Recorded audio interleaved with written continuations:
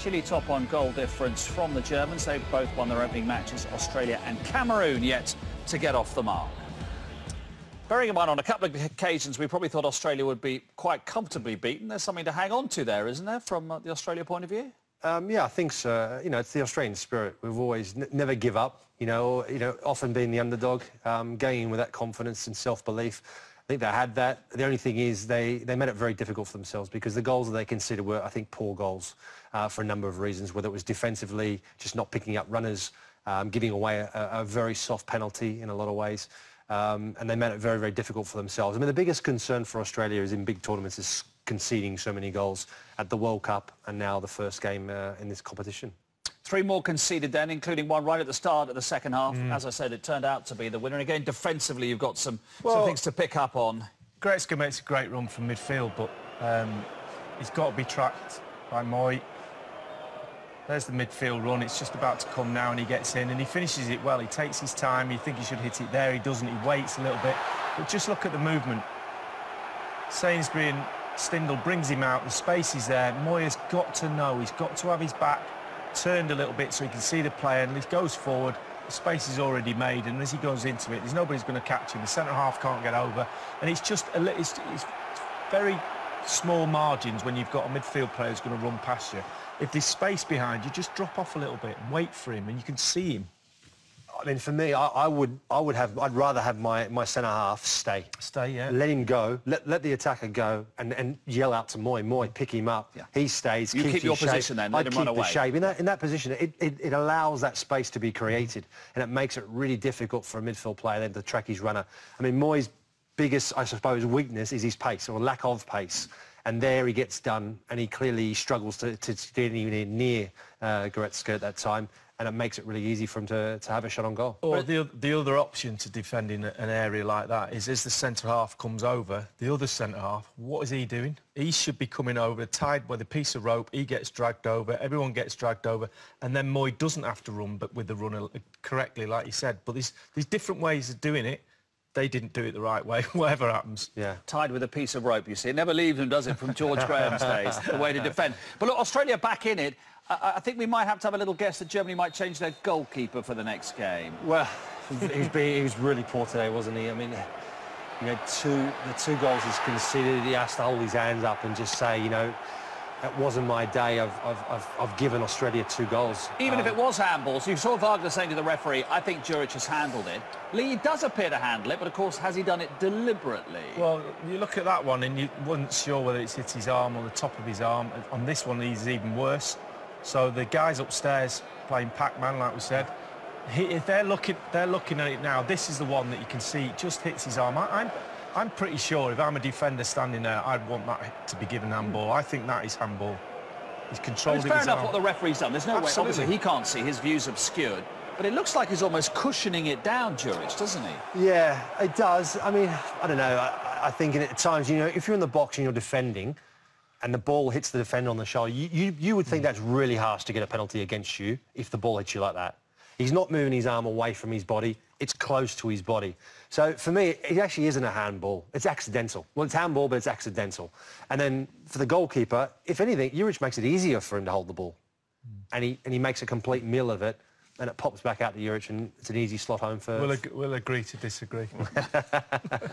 OK, we'll take a break, and then we'll look back at what's... 3 other matches have been played in the Confederations Cup before today. Let's remind ourselves of what's happened so far.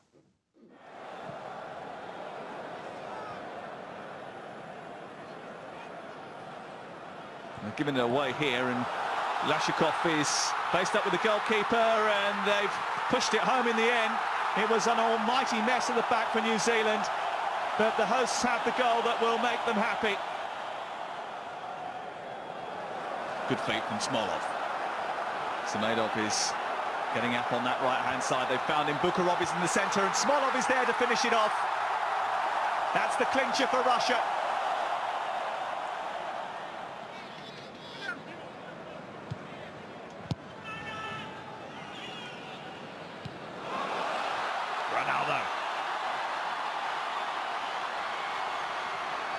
He was looking for support at one stage. Now he's found it, and Quaresma must score. Ricardo Quaresma Set up by Cristiano Ronaldo. Jimenez with the cross. Oh, it's missed by Guerrero, and here's a chance for Vela, and Hernandez doesn't miss. Typical finish there from Javier Hernandez. Ronaldo finds Gelson Martins. Oh, it's a chance and it's in. And Portugal lead, and Cedric Suarez has got the goal. Jonathan with the corner. In towards Moreno, it's in. Mexico equalise in stoppage time.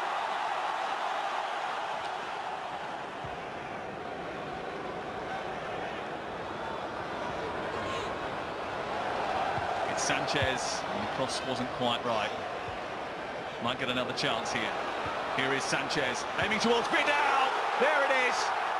Inspired by one Chilean superstar and finished by another. Alexis Sanchez is through. Goalkeeper's backpedaling. It's Alexis Sanchez for the record-breaking goal. He dances past the goalkeeper, and in the end, it's popped home by Eduardo Vargas. But the referee is going to take another glance at it again, is he? Well, the flag is up. He's having a look at the VAR. Vargas is offside there, isn't he? Yeah, it's just the second phase, so he's got offside now. I mean, could it be this one? Is he in front of him here when he hits the shot? Yeah, It's two behind the goal, he can't be. He has changed the decision. It is a goal for Chile. Plenty of VAR, but we're not going to talk about that now, I promise. Let's talk about Russia. This is what Vladimir Putin said before the first game. Fans who love Russian football expect better results from the national team. He's not very impressed. No. They were, well, they didn't have the greatest opposition in New Zealand, but what did you think of Russia? That was like Jimmy Floyd Hasselbank's side, that was. It was. They did all right, but it's really hard to say against the New Zealand team because they were really poor. So you'd expect them to do a bit better than they did, but they got the game won. There was a few little moves on the pitch, and you thought, oh yeah, they've got something, but not enough for me. Smolov, you know, there was times when they looked okay, but against a New Zealand team that wasn't very good at all, really average. We relegated them twice during the game. Yes, we did, I'm afraid. Yeah, they were going further down and down the leagues in terms of their ability. Smolov's been the leading scorer the last couple of seasons domestically for Russia, in the Russian league for Krasnodar. Seems got something about him. He knows where the goal is. Well, he does. I mean, he starts this move. The only thing is, I'd say, is just do not give it to him on his left. Because if he's going to hit that with the outside of his right foot, what is that? Yeah. 5.5 feet from, 5.5 yards from the goal line. I mean, it shows you he's got complete zero confidence in his left foot. But yeah, I mean, he's got goal criticism there for putting it in the goal. But he's right, because you wonder why he does go with his foot. Yeah. Goretzka looked good today, didn't he? He had a very good season with Schalke. He's quite highly rated. He really looks like he's a player to keep an eye on. He does. I mean, on this form today, I mean, it's only one game, and it's against an Australian team that I think, still has a long way to go to be able to sort of be competitive, really, against a full-strength German side. You would say that, he's given Ozil a real run for his money. Ozil's off the back of a season where he has really struggled.